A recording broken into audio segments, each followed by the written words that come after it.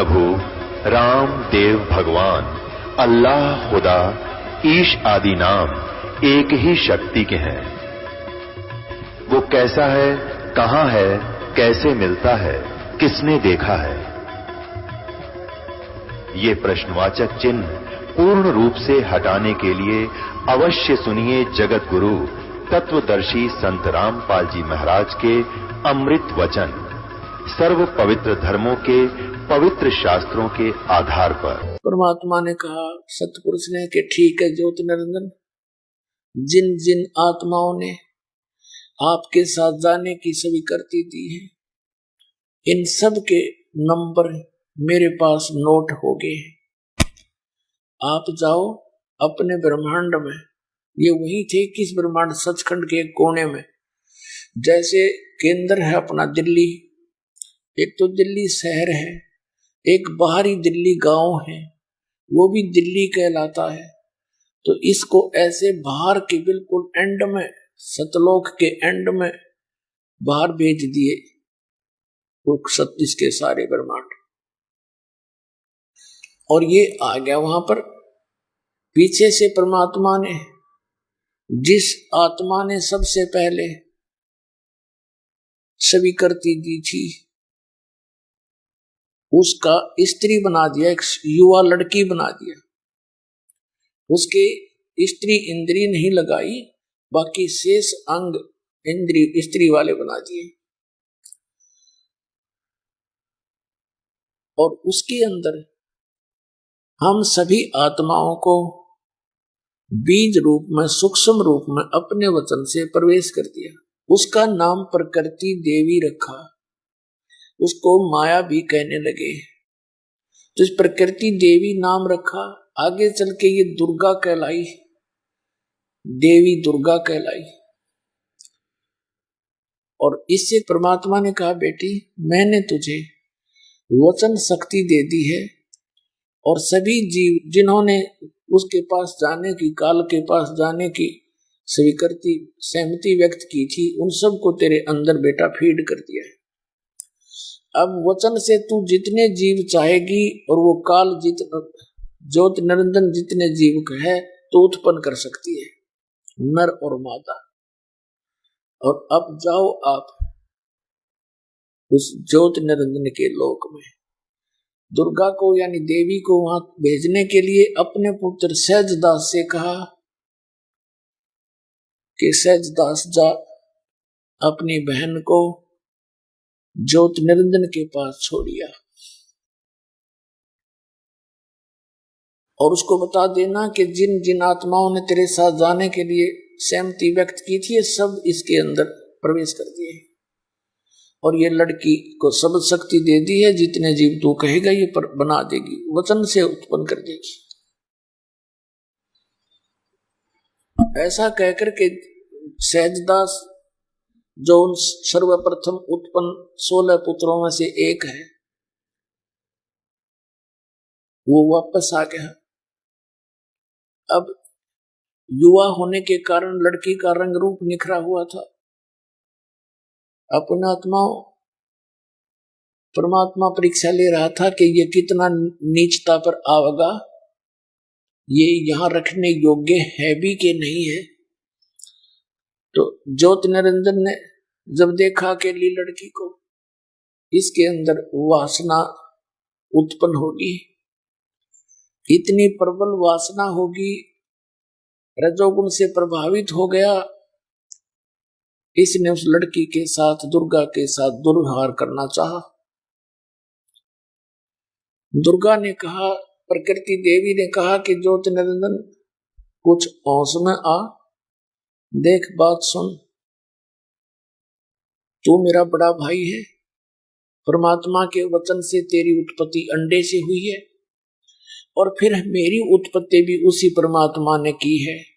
तू मेरा बड़ा भाई, मैं तेरी छोटी बहन हूं, तू जुल्म ना करे मेरे साथ, ऐसा पाप ना करे, ऐसा अपराध ना कर, तू पाप का भागी बनेगा। मेरे पास सबद शक्ति है, पिता ने दी है, जितने जीव तू कहेगा मैं उत्पन्न कर दूंगी। लेकिन ये इतना अंधा हो गया, इसने बलात्कार करने की ठानी, और लड़की ने देखा कि अब ये तेरी इज्जत कहीं सुरक्षित नहीं है। जो इसने अब अदर तरीके से मुंह खोला हुआ था बकवाद करने के लिए, दुर्गा ने सूक्ष्म रूप बनाया, इसके पेट में चली गई। वहां से पुकार किया, पिताजी मेरी रक्षा करो, मेरी रक्षा करो, मेरे साथ बदतमीजी कर रहा है ये। तब परमेश्वर स्वयं आए, अपने पुत्र जोगजीत का रूप बना के। जोगजीत भी सर्वप्रथम उत्पन्न 16 पुत्रों में से एक है। उसका रूप धारण करके स्वयं वहां प्रकट हो गए 21 ब्रह्मांड में, जो सतलोक के अंतिम छोर पर थे। तो वहां कहा कि ज्योति निरंजन सुंडे आदेश परम पिता का, तूने बहुत जुल्म कर दिया। उस लड़की को उसके पेट से निकाला, उसके पेट को चीर दिया उंगली से। संत परमात्मा की वचन में शक्ति होती है। और लड़की बाहर आ गई, उसका पेट वैसे ही फिर एज इट इज हो गया। ये दुर्गा बाहर आ गई और ज्योति निरंजन से कहा कि आज से तेरा नाम काल होगा। 1 लाख मानव शरीरधारी प्राणियों का तू नित आहार करेगा और 1.25 लाख की उत्पत्ति तू प्रतिदिन करेगा। और निकल यहां से अपने 21 ब्रह्मांड को लेकर यहां से बहुत दूर चला जा तू। इतना कहकर जोगजीत रूप में परमात्मा अंतर ध्यान हुए और 21 ब्रह्मांड ऐसे चल पड़े वहां से जैसे विमान चलता है। और सतलोक से 16 शंख कोश की दूरी पर आकर के ये चक्कर काटने लगे। अब पुण्यात्माओं, हमारे अंदर ये जो बुराई लगी कि हम किसी हीरो या हीरोइन को, अभिनेता अभिनेत्री को देख करके वो अपनी रोजी रोटी के लिए चटक मटक कर रहे होते हैं और ये युवा बच्चे उन पर आसक्त हो जाते हैं और इतने आसक्त हो जाते हैं हटाए नहीं हटते। उनमें से कोई एक आ जावे बरवाला में, हिसार जिला के बरवाला शहर में, और देखो इन बच्चों की वहां कट हो जाएगा, कितनी भीड़ बन जाएगी। इतने दूर से देखेंगे 1 किलोमीटर से, वो खड़ा वो खड़ी, लेना एक न देने दो धक्के खान की, इनके बस की बात नहीं।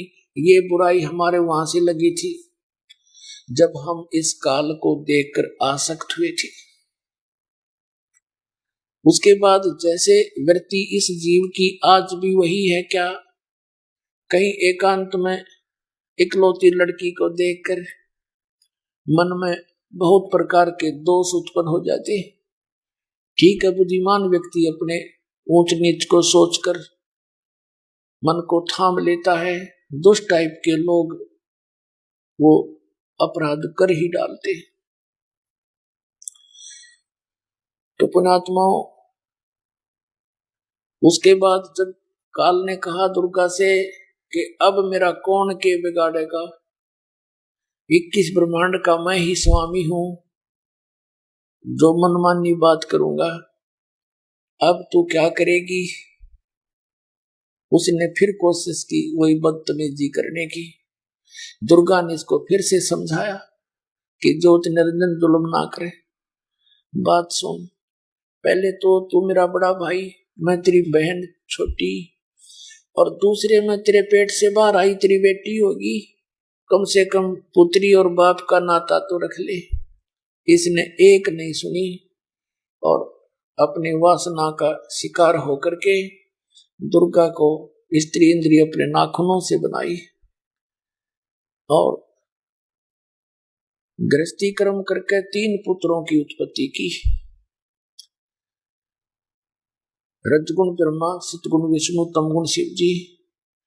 ये तीनों पुत्र इस ज्योति निरंजन काल और दुर्गा के संयोग से उत्पन्न हुए। ये इनके माता पिता। आज से लगभग 650 वर्ष पहले सन 1398 से 1518 तक परमात्मा एक जुलाई की भूमिका किया करते थे। सहस्रीर आए थे, सहस्रीर चले गए थे। उस दौरान उन्होंने ये ज्ञान सुनाया था और कहा करते कि इनके जन्म मृत्यु होती है ब्रह्मा विष्णु में, ऐसा विनाशी परमात्मा नहीं है। लेकिन इन अज्ञानी अन्नाड़ी नकली गुरुओं ने परमात्मा की बात को ऊपर नहीं आने दिया, जो कि आज हमारे सदग्रंथों ने प्रमाणित किया कि ब्रह्मा विष्णु महेश नासवान है, इनकी जन्म मृत्यु होती है, दुर्गा इनकी माता है और काल रूपी ब्रह्म इनका पिता है। उसके बाद इसने 3 पुत्रों की उत्पत्ति की, तीनों को अचेत कर दिया। जब ये युवा हुई तब तक इनको अचेत रखा, कोमा में रखा, और युवा होने के बाद इनको एक एक विभाग का मालिक बना दिया। ये लंबी कहानी है, हम इसको यहीं समाप्त करेंगे।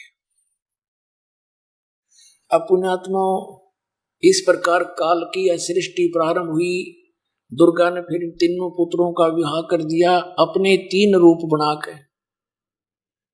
दुर्गा ने अपने 3 रूप बनाए, समुद्र में छुप गई, इनको सागर मंथन पर भेजा। 3 लड़कियां निकली, एक का नाम सावित्री रख दिया, ब्रह्मा के से विवाह कर दिया। दूसरी का लक्ष्मी नाम रखा, विष्णु से विवाह कर दिया। तीसरी का पार्वती नाम रखा, उमा का नाम रखा और शंकर जी से विवाह कर दिया। ये काल की सृष्टि प्रारंभ हुई ऐसे। और फिर आगे चल के हम ऐसे ही आगे कुछ दुर्गा ने अपने वचन से भी उत्पत्ति की और आज हम ये संसार बस गया काल का। अब कुछ दिन के बाद हमें यहां बहुत कष्ट होने लगे। जो सुख हम वहां छोड़ आए उसका हमें आभास होने लगा। पुण्यात्माओं, जब तक लाइट बिजली रहती है तब तक बिजली का हम इतना मैं तो नहीं मानते, इतना ध्यान नहीं देते। और जब बिजली चली जाती है, कट लग जाता है घंटे 2 घंटे का, गर्मियों के दिनों में पसीना पसीना हो जाते हैं और बल्ब की तरफ देखते रहते हैं, कब आओगी बिजली, कब आओगी बिजली। तो इसी प्रकार जब तक हमें सुख था सतलोक में, हमने परवाह नहीं करी परम पिता के दिए हुए सुख की। और जब हमारी हुई दुर्गति शुरू, यहाँ फिर ढूंढते फिरे स्वर्ग में लगा वो सुख, स्वर्ग में जाकर और बना दुख, अपनी पूंजी अपने पुण्य। और वहां एक होटल है, वो स्वर्ग इस काल का बनाया हुआ, उस पर चार्ज लेता ही आपसे। आपकी भक्ति कमाई का ये 20% 10% इसने फिक्स कर रखा है। अलग अलग रेस्टोरेंट बना रखे और आप वहां जैसे होटल के अंदर धनी व्यक्ति जाते हैं, वस्तुएं सब उपलब्ध होती हैं, घंटी बजाते ही सब व्यवस्था हो जाती है, लेकिन जेब खर्च खुद का लग रहा है। और तीसरे दिन 10,000 का बिल बना के दे देता हूँ, मालिक इतने डिपॉजिट किया था, अब सिर्फ 1,000 बैलेंस है और जमा करा, नहीं तो बस्तर ठा। तो इसी प्रकार वहां आपकी पुण्य कमाई को नष्ट करवाता है। उसके बाद फिर आप सोचते हो, जैसे कोई निर्धन है सोचता है धनवान सुखी होगा, धनवान को सुख सपने में भी नहीं है, ये सत्य मान लेना आप। महादुखी होता है धनवान। और फिर धनवान सोचता है, क्योंकि वो दुखी है, वो सोचता है राजा लोग सुखी होंगे। राजा लोग तो लिए सुखी, उनका जिए जाना जिसे सुखी है। ये तो हमने नो देखे दूर के डोलसुआओं ने। राजा सोचता है कि ये स्वर्ग का राजा इंद्र सुखी होगा, और इंद्र को कोई सुख नहीं। उसकी हिस्ट्री उठाकर देखो इंद्र की, वहां केवल बकवादे हैं, लंबी चौड़ी व्यवस्था करता है। कभी कुछ हो जाता उसके राज्य में, कोई दूसरा तपस्या करके उसकी गद्दी प्राप्त करने योग्य साधना धर्म तप कर लेता है तो उसको चिंता बनी रहती है कहीं तेरी गद्दी ना छिन जाए। कई बार देवताओं राक्षसों का युद्ध हो गया, इंद्र का राज छीन लिया, वो जाकर छुप गया कि तो दूर भूखा मरता फिरे, तो खाक सुख है इंद्र को, स्वर्ग के राजा को। तो पुण्यात्माओं हम उस सुख की खोज में लगे हुए हैं असंख्य युगों के, और फिर कुत्ते गधे बना के छोड़ दिया, खाओ धक्के।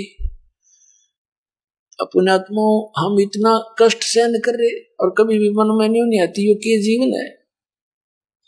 जो दुखी हो गया वो तो रो ही रहा बेचारा, कोई बीमारी से है या कोई पुत्र पुत्री मर गई या कोई घाटा बिजनेस में हो गया वो तो रो ही रहा है। बाकी शेष नौके अपना खेदे ही निकल जाए उसके पास से, उसकी परवाह भी नहीं करते, क्योंकि वो झूठे सुख को अभी प्राप्त है, उनको झूठे सुख उनके पास है। तो ये क्या जीवन है, कुत्ता बनकर क्या हाल हो रहा है। हम ध्यान में भी नहीं आता हम भी कभी कुत्ते बन जाएंगे, हम तो फट दे निकल जाए उसके पास से टी करके। अब पता चलेगा, अब पता चला हमारे को परमात्मा के ज्ञान से कि इतना कष्ट और ये स्थान जीवन का है। कोई जीव सुखी नहीं, सुपने में भी सुख नहीं किसी को। दिन में केवल एक पेट के लिए सारा दिन सैकड़ों झूठ बोलकर लाखों पाप कमा के ये प्राणी चारपाई पकड़ता है। रात्रि के समय भी उसी का चिंतन होता रहता है, ऐसे करूंगा वैसे करूंगा, वो फलाना काम रह गया। इतने में मृत्यु हो जाती है और फिर जिस जुगाड़ के जोड़न में सारा जीवन खो दिया वो यही रह गया, आप गधा बन के सैर सपट्टे कर रहे हैं। तो परमात्मा ने याद दिलाया ये हमारे को, ये इतना कष्ट ये क्यों दे रहा है, क्योंकि ये प्रतिशोध ले रहा है हमारे साथ, ये प्रतिशोध ले रहा है परम पिता के साथ कि उसके आत्मा है ये, इनको खूब दुखी करूं और उसको दुख होगा। अपने आत्माओं वो परमात्मा इतना दयालु है, हमने ऐसा जुल्म किया और फिर भी हमारे पीछे घूम रहा है। जब ये प्राणी महा दुखी होने लगे, हाहाकार मच गई, तब दया आई उस परमात्मा ने और कहा, उसने क्या किया कि अपने पुत्र जोगजीत का रूप बनाया और फिर वहां प्रकट हो गए जहां तपतशिला के ऊपर 1 लाख मानव शरीरधारी प्राणियों के सूक्ष्म शरीर को वो भूनता है वहां पर तपतशिला पर। और वहां ऐसे चटक मटक प्राणी करते हैं जैसे खील भूनता है बड़बूजा, ऐसे उछलते हैं। लेकिन सूक्ष्म शरीर में जीव मरता नहीं, लेकिन कष्ट असहनीय होता है, चिल्लाते हैं, बुरी तरह हाहाकार मचती है। और उस गंध को निकाल कर जो सारे जीवन में इस प्राणी ने आहार किया, वासनाएं की, उसका सूक्ष्म अंश सूक्ष्म शरीर में लिप्त हो जाता है और तपतशिला के ऊपर इतना गर्म करके ही उससे वो छुड़वाया जाता है। अब देखो आप, काजू किस्मत, सेब, संतरे, लाडू, जलेबी, हलवा, पूरी, कितना सुंदर खाद्य पदार्थ है, और फिर भी ये मन बकवाद करता है। आत्मा के साथ मन का जोड़ जोड़ दिया इसे। और प्रत्येक प्राणी बुराई को कितना शीघ्र ग्रहण करता है। हुक्का पीना, शराब पीना, देखे कैसा तरीका बना लिया, बीड़ी बना ली, तम्बाकू, हुक्का बना लिया, एक बना ली तोब, उसको हुक्का भर के पीने लगे, शराब बना ली, मांस खाने लगे। ये क्यों खाते हैं? क्योंकि उसने अपना भोजन तैयार करवाना है आपके माध्यम से। जैसे चटपटे भोजन आप खाओगे, जैसे विकार करोगे, उतना ही ज्यादा इसको टेस्ट आता है, उसी के शरीर को अधिक समय तक भूनता है वहां पर। इसलिए ये सभी को चाहता है कि विकार करें और चटपटे आहार करें, हुक्का बीड़ी तम्बाकू शराब ड्रिंक करें। उसकी वासना फिर यह वहां निचोड़ता उस प्राणी को, तपस्या पर भून भून के उसमें से निकले हुए उस मैल को, शोरबे को पी कर ये खुशी मनाता है। इसका आहार है और हमारी विरान माटी। तो वो परमात्मा दयालु सहज अपने पुत्र जोगजीत के रूप में वहां प्रकट हुए। जब ये वहां प्रकट हुए परमात्मा, सभी प्राणियों की जो जलन थी, जिससे वो पीड़ा हो रही थी अग्नि से, वो बहुत बड़ा एक पत्थर की टुकड़ी है, बहुत बड़ी, और उसके ऊपर 1 लाख मानव शरीरधारी प्राणी भून रहे थे। परमात्मा उसके निकट जाकर खड़े हो गए। परमेश्वर की शक्ति के सामने वो सभी जो जलन हो रही थी, वो उन प्राणियों को जलन नहीं रही। अग्नि की टुकड़ी, वो टुकड़ी जो कि तो सुलग रही है, लेकिन उसकी आंच उन प्राणियों को लगना बंद होगी। तो वे एकदम बैठे हुए कि हमें ऐसी शांति कैसे प्राप्त होगी। एकदम पहले तो तड़प रहे थे, हाहाकार मची थी, फिर सामने देखा कि चांद सा मुखड़ा, सत्य पुरुष खड़े हैं परमात्मा। अब परमात्मा को सोम संज्ञा से भी पुकारा वेदों में। सोम माने शीतल चंद्रमा, प्रकाश रूप और सुंदर शरीर। सामने देखा और कहा, हे भगवान, उन्होंने सोचा परमात्मा आगे ही, हे भगवान, हम यहाँ कौन से पाप का दंड भोग रहे हैं? क्योंकि वहां पर उन 1 लाख प्राणियों में कोई गुरु भी होता है, कोई आचार्य भी होता है, मंडलेश्वर भी होते हैं, और आम उनके शिष्य भी होते हैं, आम प्राणी भी होते हैं। तो वहां उनको पता लग जाता कि ये क्या सांग हो रहा है। वो विद्वान पुरुष, उनको जिन्होंने शास्त्र पढ़े हुए थे कि इंसान अपने कर्म का भोग भोगता है, ऊपर भी भोगता है, नीचे भी भोगता है, तो उन्होंने कहा कि हे परमात्मा, हम यहाँ कौन से पाप का दंड भोग रहे हैं? तब परमेश्वर ने, जो अपने पुत्र जोगजीत के रूप में खड़ा था, कहा कि ये जो दंड तुम्हें मिल रहा है, ये इस यहाँ का नहीं है। ये पाप तुमने सतलोक में किया था बच्चों। सारी सृष्टि रचना सुनाई परमात्मा ने कि तुम वहां रहा करते थे मेरे पास, वहां कोई दुख नहीं था, तुम इस काल के लोक में फंस गए हो। और भाई बच्चा, तुमने बड़ी भारी भूल करी थी। अब मैं तुम्हें याद दिलाने आया हूं, अब भी तुम मान लोगे मेरी बात। सबके सबको सतलोक ले जा सकता हूं, परंतु तुम अपनी इच्छा से फंस गए। यहां पर इच्छा रूपी खेलन आया, ताते सुख सागर नहीं पाया। अब इतनी बातें हो ही रही थी और वो कह रहे थे सभी प्राणी, हे भगवान, हमें अक्षमा कर दो, हमसे भारी भूल बड़ी है, हम महाअपराधी हैं, हमारे लिए ये दुख भी कम है दाता, अब हमें ले चलो सतलोक में। परमात्मा ने कहा, ऐसे नहीं ले जा सकता। जब तुम जाए धरो जग नर देहा, तब तुम करना मेरे सत शब्द स्नेहा। जब तुम्हें कभी मनुष्य शरीर प्राप्त हो और मेरा कोई संत भक्त इस सतनाम का तुम्हें ज्ञान करावे, उस नाम को, सतनाम को प्राप्त कर लेना। उसकी भक्ति की शक्ति से तुम यहाँ आ सकते हो। अब तुम्हारी बैटरी डिस्चार्ज हो चुकी है। जिन पुण्यों से युक्त तुम सतलोक से आए थे, अब वो पुण्य तुम्हारे रहे नहीं। इस सतनाम के मंत्र से, जो 2 अक्षर का है, इसमें एक ओम मंत्र है, इसके जाप से तुम बहुत शीघ्र उसी तरह बैटरी सी चार्ज हो जाएगी, तुम्हारी सतलोक आने जोगे हो जाओगे और उस नाम को लेकर तुम आ सकते हो। अब मैं तुम्हें नहीं ले जा सकता। तो सभी कहते हैं, भगवान, इनका मनुष्य जीवन प्राप्त हो गया और आपका कोई सतनाम बताने वाला संत हमें मिल गया, तो हम सभी नाम ले लेंगे दाता। परमात्मा ने कहा कि तुम भगवान को निराकार बताते थे, वो आचार्य वहीं पर भून रहे थे, गुरु नकली। उन्होंने कहा, भगवान हम क्या करें, हमें तो ऐसा ही बताया गया था कि तुम इस ज्योत निरंजन ब्रह्म को निराकार बताते हो। कहा जी कि देखो वो आ गया। इतने में वो ज्योत निरंजन आया, वहां पर अपनी रसोई में आहार करने के लिए उसने समय फिक्स कर रखा है कि इतनी देर में ये भुनकर, और सभी वहां से जा चुके होंगे ऑटोमेटिक। लेकिन परमात्मा ने उसका ऑटोमेटिक सिस्टम फेल कर दिया।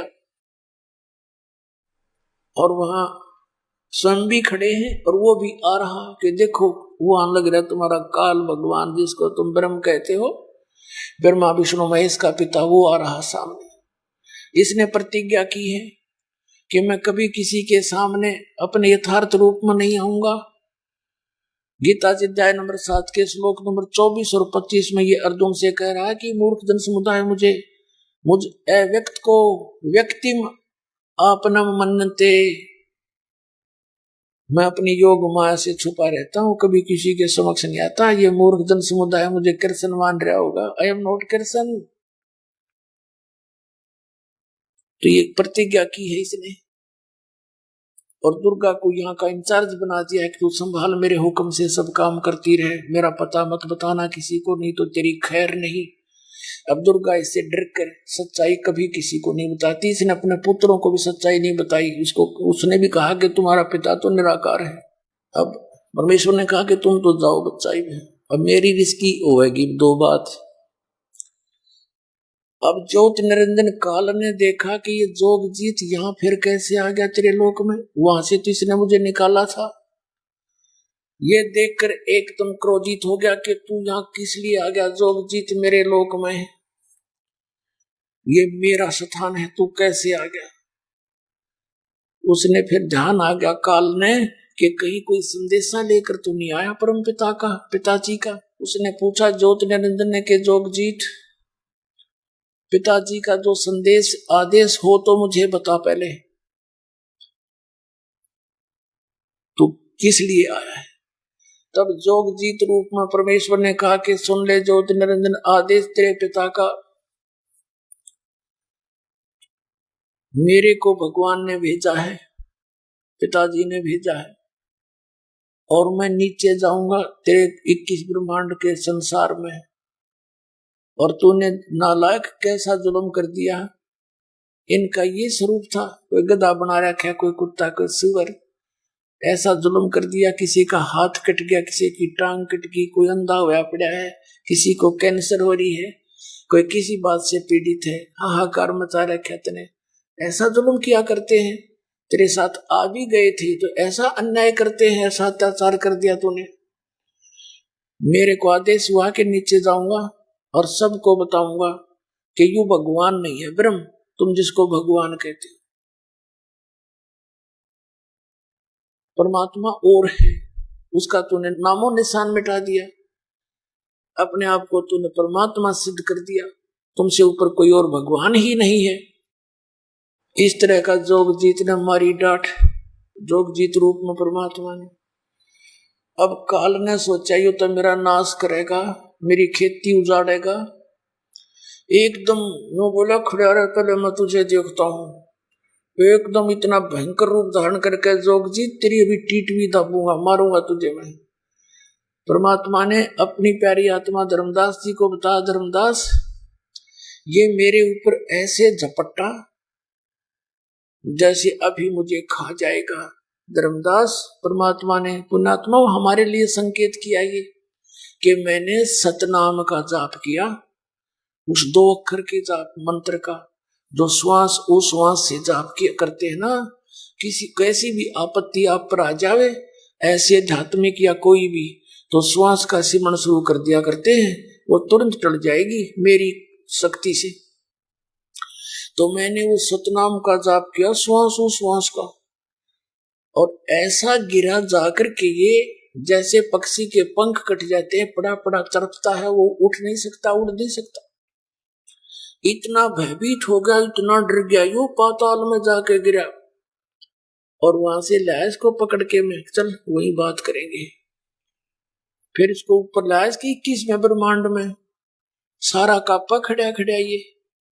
और फिर इसने देखा कि तेरा तो नाश हो जाएगा, जे आज जोग जोग जितनी चला गया, सतयुग के फर्स्ट सतयुग की बातें है, आधा को लिया था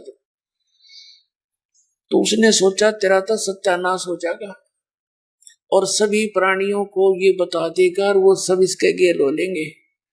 तब इसने चापलूसी का सहारा लिया, कहा कि हे भाई साहब, अब जब उसने देखा ना तेरी ताकत चला रही, चापलूसी पर आ गया, पैर पकड़ दिए, नीचे नीचे सरक के जो बोला, तू मेरा बड़ा भाई, मैं तेरा छोटा भाई, मैं तो आपको बड़े भाई को मैं तो पिता के समान मानता हूं, और आप उसका संदेश लेकर आए हो तो आप में उन्हीं की पावर है। आप मुझे छोटा भाई जानकर क्षमा कर दो, बड़े तो अक्षमाशील होते हैं और छोटे तो गलतियां किया ही करते हैं। इसने ऐसी ऐसी अटपट करके और कहा, भगवान मुझे एक वरदान दे दो। परमात्मा ने कहा, बोल क्या मांगता है? नो नहीं, वचनबद्ध हो जाओ, मेरे यहाँ कुछ त्रुटि है, कुछ लोक में कमी है, वह पूरी कर दो। परमात्मा ने कहा, अच्छा भाई मैं वचनबद्ध हो गया हूं, बोल क्या मांगता है? तब इसने क्या कहा कि हे भगवान, हे जोगजीत, 3 युगों में जीव थोड़े ले जाना, सतयुग त्रेता द्वापर में कम जीव ले जाना, और कलयुग में चाहे कितने जीव ले जाना। और एक काम और करना, आप अपना ज्ञान दे करके, अपनी ओर करके और अपना मंत्र जाप दे करके आप अपना ले जाना, बलपूर्वक ना ले जाना, जबरदस्ती ना करना। परमात्मा ने कहा, ठीक है, हम ऐसे ही करेंगे। इसने 1-2 और प्रार्थना की, वो यहां बताऊंगा तो लंबा विस्तार बन जाएगा, वो फिर कभी समय आने पर बताएंगे। जब इसने देखा काल ने कि सब वचनबद्ध होकर के, और इसने स्वीकृति दे दी जोगजीत ने, उसी समय अपनी वास्तविकता पर आ गया और कहने लगा, जोगजीत जब तुम कलयुग में आओगे ना, तब तक तो इन प्राणियों को इतना कंडम कर दूंगा, भक्ति योग्य नहीं छोड़ू कलयुग में, सब जीव विकारी कर दूंगा, और मंदिर मस्जिद ये देवताओं की पूजा पर आरूढ़ कर दूंगा, भूत प्रेत पितरों की पूजा करवाना शुरू कर दूंगा, और तीर्थ धाम बनवा दूंगा। और तुम जब आओगे कलयुग के बीच में, उस समय जीव तुम्हारा कोई कहा भी नहीं मानेगा, और हमारी ओर होकर बात बखानेगा, विवाद किया करेगा तुम्हारे साथ। बहुत अच्छा काल। क्या कहा कि कलयुग के अंदर 12 पंथ करो मैं साजा, नाम तुम्हारा ले करूं आवाजा, और अनेक पंथ चलाऊं यावत जीवों को भरमाऊं, जाओ जोग जीत संसारा, जीव न माने कहा तुम्हारा, जीव तुम्हारा कहा न माने, हमारी ओर हो बात बखाने। अपने आत्मा 600 वर्ष पहले परमात्मा ने धर्मदास जी को बताया था। आदरणीय धर्मदास साहिब जी ने पूछा था, ये परमात्मा आपने फिर कैसे दया करी हम नालायकों के ऊपर, हमने तो महान गलती कर रखी है। तो बताया कि मैं ऐसे ऐसे आया क्योंकि तुम मेरी आत्मा हो, और ये तुम्हें सताकर मुझसे प्रतिशोध ले रहा है। बेटा तुम नहीं समझ सकते ना, ये जीवन है, क्या हाल कर रखा तुम्हारा, कोई जीव सुखी नहीं, सपने में भी चैन नहीं तुम्हारे को, तुम दुखी तो मैं दुखी हूँ। बच्चा जिसके बेटा बेटी दुखी हो, पिता माता कभी सुखी नहीं रह सकते। और तुम इतनी भांग पिए पड़े हो इस काल के नकली सुख की तरह, समझना आती। मैं असंख्यों बार आ लिया यहाँ पर, पल पल में आता हूँ, पल में चला जाता हूँ, और पता नहीं कितनी बार तुम्हें समझाता हूँ। इन्होंने काल की भांग पी रखी है। परमात्मा कहते हैं, कबीर ये माया अटपटी और सब गट आण अड़ी, और किस किस ने समझाऊं या कुएं भांग पड़ी। जब इस काल ने अपनी सारी बात कह ली, जब परमात्मा ने कहा था कि ज्योति निरंजन तू अपने सारे दाव लगा लिए, और जब कलयुग आवेगा तेरे सारे पेच काट दूंगा, तेरे सारे दाव काटूंगा मैं, और तू कर लिए जो करे। जब 5505 कलयुग बीत जाएगा, तब मैं अपना एक अंश भेजूंगा और वो फिर तेरी सारी पोल खोल लेगा। अब आपको कबीर सागर से दिखाते हैं। ये देखिएगा कबीर सागर, ये है पवित्र कबीर सागर। संपूर्ण 11 भाग, खेमरा श्री कृष्ण दास प्रकाशन, मुंबई। और इसके ये देखिएगा, ये कबीर सागर, ज्ञान सागर, कबीर पंथी भारत पथिक स्वामी युगलानंद बिहारी द्वारा पुरस्कृत। और ये मुद्रक एवं प्रकाशक है खेमरा श्री कृष्ण दास, अध्यक्ष श्री वेंकटेश वर प्रेस, खेमरा श्री कृष्ण दास स्मारक, मुंबई। अब हम इसके सूक्ष्म बोध वेद में आते हैं। सूक्ष्म बोध में अब हम थोड़े से अपने काम की वस्तु लेंगे। यहाँ लिखा है सूक्ष्म वेद बोध, और प्रश्न नंबर ये 120 पे यहां से शुरू किया कि ज्ञानी ये क्या कहता है कि ये सोरठा उल्टा पढ़ा जाता है। पुरुष जो दी नाराज मोहे तुम हो करो बख्शीश, ज्ञानी पुरुष एक सम, यानी आप और भगवान एक ही हो। 16 में तुम ईस, इन 16 में तुम ही बड़े हो, स्वामी हो। अब यहां क्या कहते हैं, धर्मराय अश्विनती ठानी, मैं सेवक द्वितीय नहीं मानी। ज्ञानी विनती एक हमारा, सो ना करो मोर होए बिगाड़ा।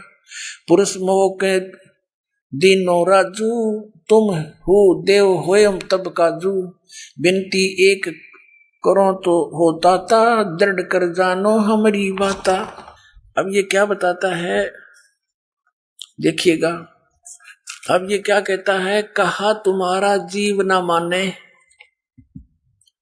और हमारी दिस भय बाद बिखाने, यानी हमारी दिशा में होकर के वाद विवाद करेंगे। मैं दृढ़ फंदा रसों बनाई, जा मैं जीव पड़ा उलझाई। वेद शास्त्र सुमन गुण गाना, पुत्र हमें 3 वेद प्रधाना। देवल देव पाषाण पुजाई, तीर्थ व्रत जब तप मन लाई। देवल माने मंदिर, देव ब्रह्मा विष्णु महेश, पाषाण ये पत्थर की मूर्तियां, तीर्थ आदि की पूजा, तीर्थ व्रत पर इनके और जप नकली व्रत जप के मन ला दूंगा। यज्ञ होम और नियम आचारा, और अनेक फंद हम डारा। जो ज्ञानी जाओ संसारा, जीव न माने कहा तुम्हारा। अब परमात्मा उस जोग जीत के रूप में खड़े थे, उसको ज्ञानी भी बोल रहा था। विद्वान पुरुष, ये विद्वान पुरुष बेसिक जा। ज्ञानी कहे सुनो धर्मराई, और काटो फंद जीव ले जाई। जेते फंद रची तुम बारी, सत शब्द से सकल बिडारी। इस सत नाम ते कहते सबका नाश कर दूंगा सत शब्द से। जी ही जीव को हम शब्द दृढ़ावे, फंद तुम्हारा सब है मुक्त है। जिस जीव को हम ये मंत्र दे देंगे तेरे सब बंधन काट देगा, वो मंत्र हमारा। अब यो निरंजन क्या बोला, निरंजन वचन यानी काल कहता है, सतयुग त्रेता द्वापर माही, तीनों युग जीव थोड़े जाही। चौथा युग जब कलयुग आई, तब तो सन जीव बहु जाई। ऐसा वचन हर मोय दीजे, तब संसार गमन तुम कीजे। अरे काल परपंच पसारा, तीनों युग जीव, ये ज्ञानी वचन यानी परमात्मा बोल रहे हैं अपने पुत्र जोगजीत रूप में। इसको ज्ञानी माने विद्वान पुरुष कह रहा है, जैसा वो कह रहा वैसा ही बोले जा रहा है। अरे काल परपंच पसारा, तीनों युग जीवन दुख डारा। बिनती तोरी लीन में मानी, मोह के ठगे काल अभिमानी। चौथा युग जब कलयुग आई, तब हम अपना अंश पठाई। वह कहते चौथा युग जब कलयुग आवेगा, तब मैं अपना अंश पठाऊंगा, भेजूंगा। और काल फंद छूटे तब नरलोई, छूटे नरलोई। सकल सृष्टि परवानिक होई। पूरी सृष्टि परवानिक माने सभी दीक्षित होंगे मेरे नाम का, सतनाम से वो सबको परवाना मिलेगा। कब घर घर देखो बोध विचारा, सतनाम सब ठोर उचारा।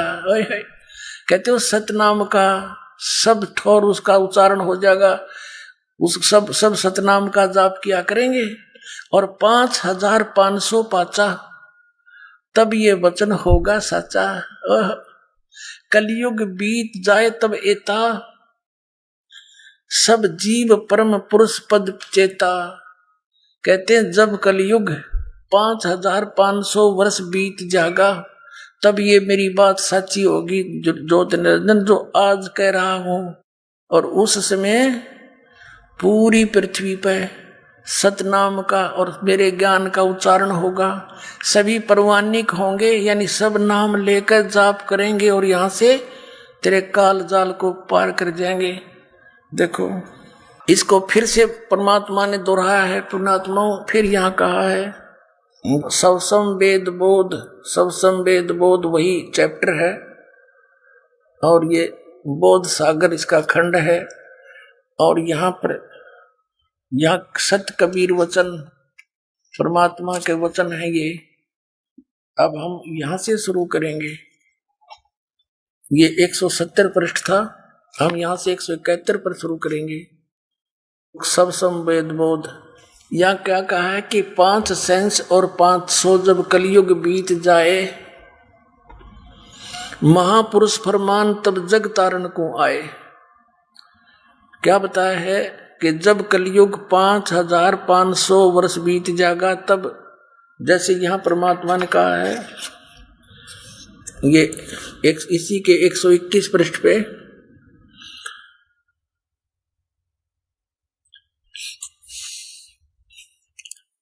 ये ज्ञानी वचन ये लिखा है कि चौथा युग जब कलयुग आई तब हम अपना अंश पठाई। जब चौथा युग कलयुग आओगा तब हम अपना अंश पठाएंगे और काल फंद छूटे नरलोई, सकल सृष्टि परवानिक होई। पूरा विश्व परवानिक माने इस परवाना प्राप्त करेंगे, सब मेरा नाम ग्रहण करेंगे और घर घर देखो बोध विचारा, घर घर में मेरे ज्ञान की चर्चा होया करेगी और सत नाम सब ठोर उचारा। सतनाम का सब जगह उच्चारण होया करेगा, सब जाप किया करेंगे और 5500 पाचा, तब ये वचन होएगा सच्चा। कलयुग बीत जाए जब एता, सब जीव परम पुरुष पद चेता। सब जीव उस समय उस परम पुरुष आदि पुरुष परमेश्वर यानी सतपुरुष के पद यानी वे ऑफ वर्शिप की चेता माने जानकार हो जाएंगे। अब ये कंसेप्ट क्लियर करते हैं पुण्यात्माओं कि अब कितना समय बीत गया कलयुग का। अब देखिएगा ये एक पुस्तक है ज्योतिर्मय ज्योतिर्मठ, ये आदि शंकराचार्य जी हैं और ये इन शंकराचार्यों के द्वारा रची हुई पुस्तक है ज्योतिर्मय ज्योतिर्मठ। अनंत श्री विभूषित ज्योतिष मठ पीठाधीश्वर एवं द्वारका शारदा पीठाधीश्वर जगत गुरु शंकराचार्य स्वामी स्वरूपानंद सरस्वती जी महाराज, इनके वचन है ये। लेखन करता विष्णुदत्त शर्मा, संपादक लेखक एवं संकलन करता, अध्यक्ष आध्यात्मिक उत्थान मंडल दिल्ली। प्रेरणा स्रोत ये है फाइन प्रिंट एंड पैक्स, ये इसके मुद्रक है। पीछे देखो नीचे विपिन बिहारी दत्त रामायणी परामर्श एवं सहयोगदाता आशुतोष जोशी, पुनीत शर्मा, श्री आतुतोष। प्रकाशक है अखिल भारतीय आध्यात्मिक उत्थान मंडल, 1/3234 गली नंबर 2, रामनगर तिवारी, मंडोली रोड, सादरा, दिल्ली। ये इनके फोन और फैक्स नंबर है। पुण्यात्माओं, शंकराचार्यों के द्वारा लिखी पुस्तक पवित्र हिंदू धर्म के व्यक्तियों के लिए ऑथेंटिक है और इन्हीं से प्रमाणित करेगा कि आज कलयुग कितना चल रहा है। देखिएगा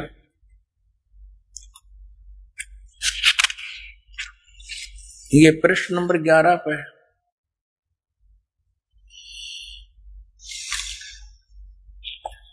आद्य गुरु शंकराचार्य संक्षिप्त जीवन परिचय, ये यहां पर देखना। लगभग 2500 वर्ष पूर्व शंकराचार्य का जन्म चरमराती अवस्था के युग में केरल प्रांत में पूर्णा नदी के तट पर ऐसे ऐसे हुआ।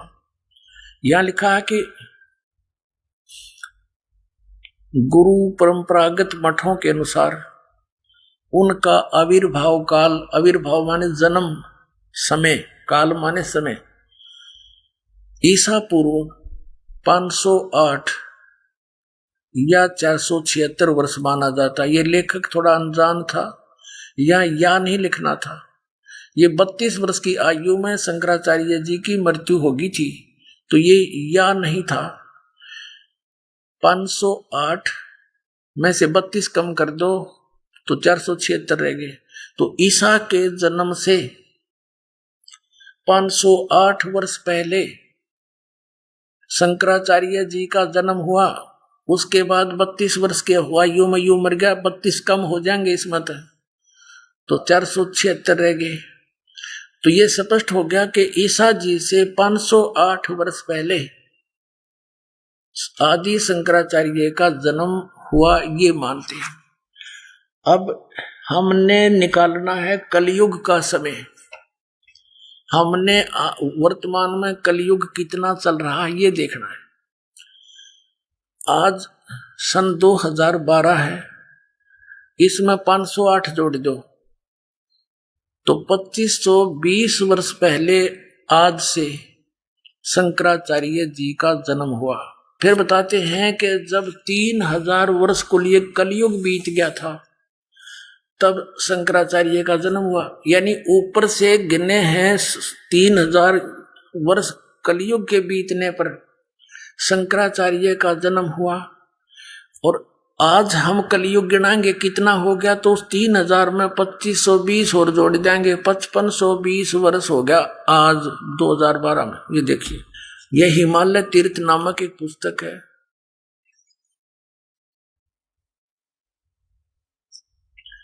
जेपी नंबूरी इसके लेखक हैं।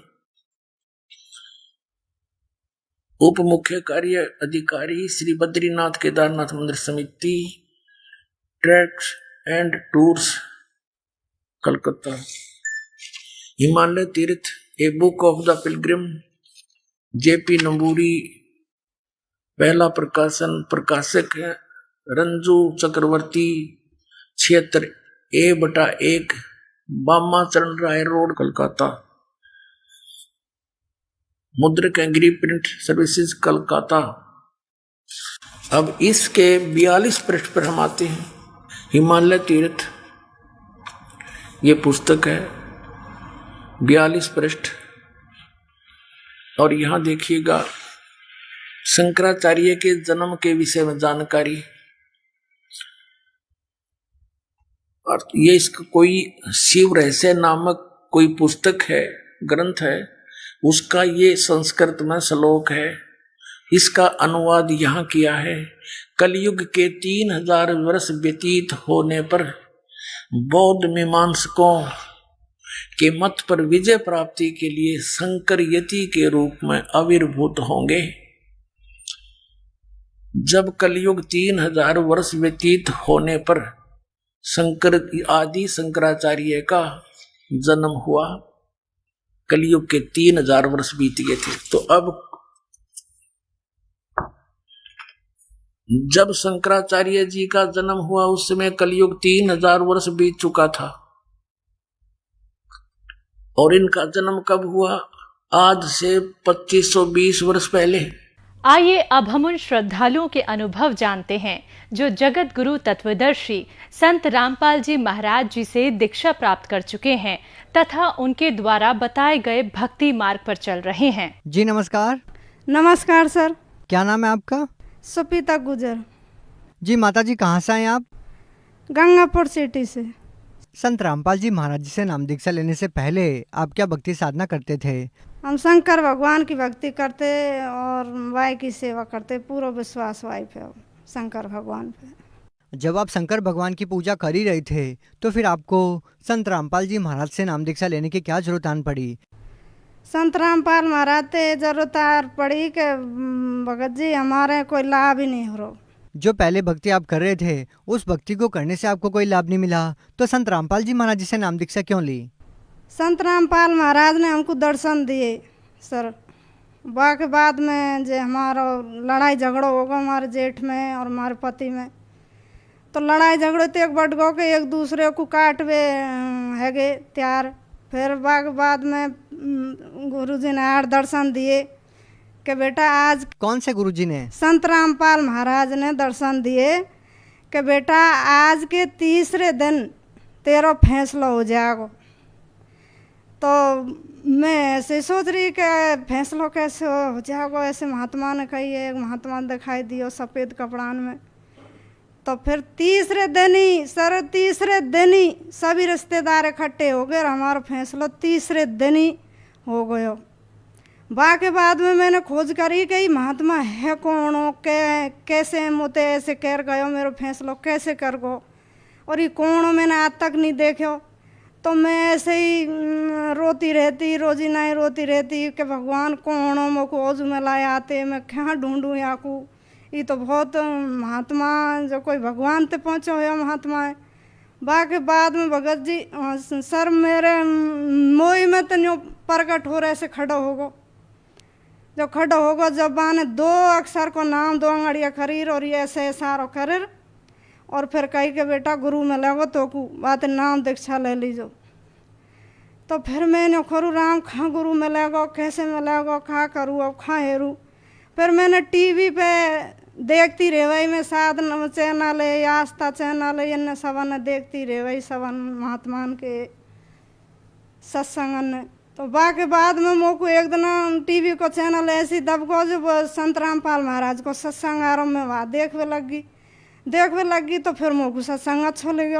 मैंने कि ये तो महात्मा हुई है जो मोको दर्शन दिए जे, हे भगवान ही टीवी पे अब कैसे मिलूँ, क्या करूँ। फिर मैं ऐसे सत्संग पूरी साल सुनती रही। फिर मैंने सबनते कह ली भाई मो हरियाणा में ऐसे महात्मा है, वो महल चलो मोको नाम दीक्षा दवाओ। फिर आज कोई नहीं मेरे को नाम दीक्षा नहीं दवाई। फिर आज भगत जी मेरे माँ बाप मोको लेर और संत रामपाल महाराज के वहाँ आए। माता जी, जैसे कि आपने बताया कि संत रामपाल जी महाराज जी ने आपको साक्षात दर्शन दिए और बताया कि आपके घर में जो ग्रह क्लेश चल रहा है वो 3 दिन में समाप्त हो जाएगा, तो क्या जब आपने संत रामपाल जी महाराज जी से नाम दीक्षा ली तो इस तरह का और भी कोई लाभ आपको मिला? लाभ मिला भगत जी। गुरु महाराज ने संत रामपाल महाराज ने हमको दर्शन दिए। जब कही के बेटी के कैंसर हो जाएगी आगे चले रहे, इसको नाम दीक्षा दवाओ। तो फिर भगत जी हमने नाम दीक्षा दवा दी। के बाद में भी आने भक्ति नहीं करी तो कैंसर हो ही गई आके। फिर कैंसर होगी तो हम अंदाज नहीं लगे हमको कि कैंसर है, आके सूख रहे कांटो होगी कतई, और हम सोचे क्यों सूख रही है, वह भूल गए, वह ध्यान ही नहीं रही हो कि कैंसर हो सकती है। फिर और जो नाम दीक्षा दवा दी कैंसर कैसे हो सके। फिर ज्योतिषी ने बोला कि आपको ऐसी भयंकर बीमारी हो जाएगी तो मुश्किल बचेगी, तो वो भी हमारे वही बीमारी है। फिर के बाद में हमने नाम दीक्षा शुद्ध कराया, शुद्ध करावे के बाद ठीक हो गई। फिर डॉक्टर ने भी ये बोला कि ये बचेगी नहीं और या को जल्दी तो जल्दी अच्छी तरह हॉस्पिटल में दवा दवाओ और ले जाओ आए। फिर हमने तो नौकरी के संत रामपाल महाराज के आश्रम में लेके गए हम, और वहाँ फिर इनको नाम शुद्ध कराया, और नाम शुद्ध करावे के बाद में फिर अपने आप ही ठीक हैगी। फिर कोई दवा की कोई ज़रूरत ही नहीं पड़ी। और क्या लाभ मिला आपको? और लाभ ये भगत जी के हमारे पति बहुत बीमार रहे हुए, बाकी समझ बीड़ी पिए और दारू भी पी ले हुए, और क्या नाम है बीमार रहे हुए, टीबी की बीमारी वाके जो वह रह के दवाई ले तो रहे हुए और फिर ठीक हो जाओ, फिर हो जाए, फिर ठीक हो जाओ ऐसे। फिर गुरुजी ने जब कही के बेटा या को नाम दीक्षा दवा और या कैसे भी कैसे शरण में ला, जब जा रहा प्राण बचेंगे। मोकू ऐसे बताएगा कि हालत बहुत बेकार है, भगवान हमने भक्ति कौन करन देगा आगे बाद में। तो फिर बाने भी नाम दीक्षा ले ली और आज ठीक ठाक है, खूब भक्ति कर रहा है, ना कोई खांसी है ना कोई दवाई है ना कछु, खूब ठीक है।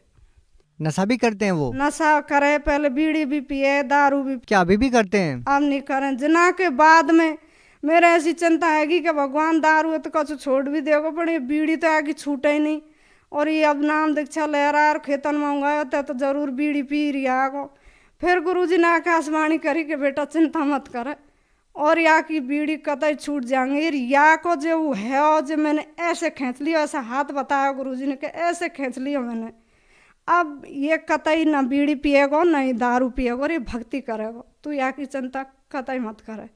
फिर मैं निश्चिंत हो गई कि भाई परमात्मा ने बोल दिया। तब जिना के बाद में भक्ति ही कर रहा है और ना दारू पिए ना कोई नशा करे और खूब भक्ति कर रहा परमात्मा की। और क्या लाभ मिले? लाभ भगत जी हमारे बहुत कम नाज हो, बहुत आधे दिन को जैसे 6 महीना के लिए 1 साल ही होगा हमारा बाजरो नहीं होगा, गेहूँ है तो 6 महीना के लिए नाज हो। और 6 महीना के जब मैं कर रही मैंने कि 6 महीना के लिए तो होगा और अब मोल खरीदना पड़ेगा। तो फिर मेरी चिंता बनी रह भाई कि भगवान इतने पैसा भी नहीं है, नाज तो बहुत चाहिए को हम भैंस बहुत राखेंगे। फिर औजू हम खाते रहिए, 6 महीना बीत गए। 6 महीना के बाद में तूड़े में धर दिए हमने गेहूँ, कट्टा ने काट ले वे खा ले वे। तो मैंने कहा अब तो बीत ही गए होंगे, इतने कट्टा तो निकल आए। बाकी बाद में आकाशवाणी हुई कि बेटा तेरे नाज अजार देख। किसकी आकाशवाणी हुई? आकाशवाणी संत रामपाल महाराज की आवाज में आकाशवाणी हुई। क्या बोला संत रामपाल जी महाराज ने आकाशवाणी में?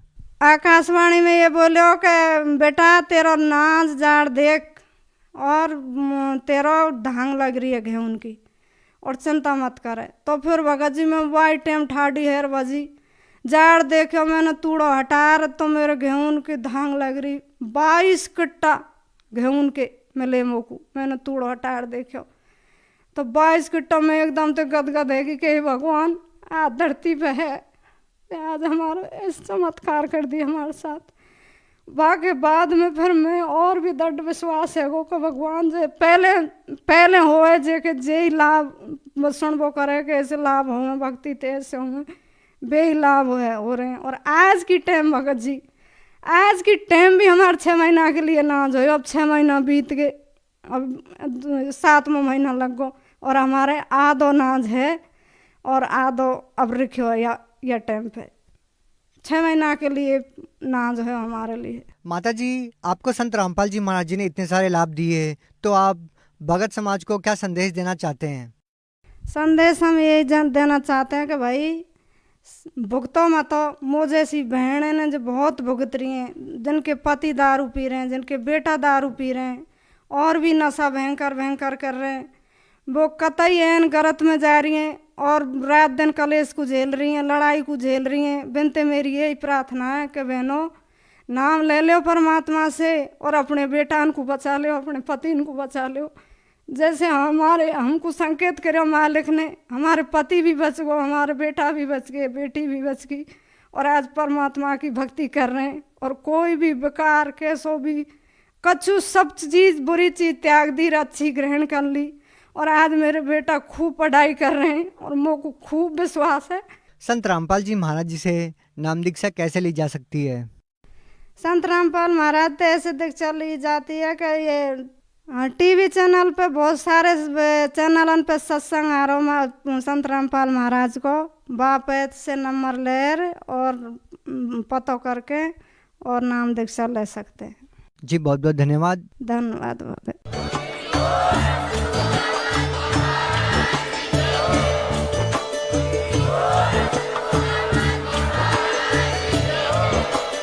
आप सुन रहे थे जगत गुरु तत्वदर्शी संत रामपाल जी महाराज जी के मंगल प्रवचन। अधिक जानकारी के लिए विजिट कीजिए हमारी वेबसाइट www.jagatgururampalji.org। संत रामपाल जी महाराज जी के शुभ आशीर्वाद। आइए अब हम उन श्रद्धालुओं के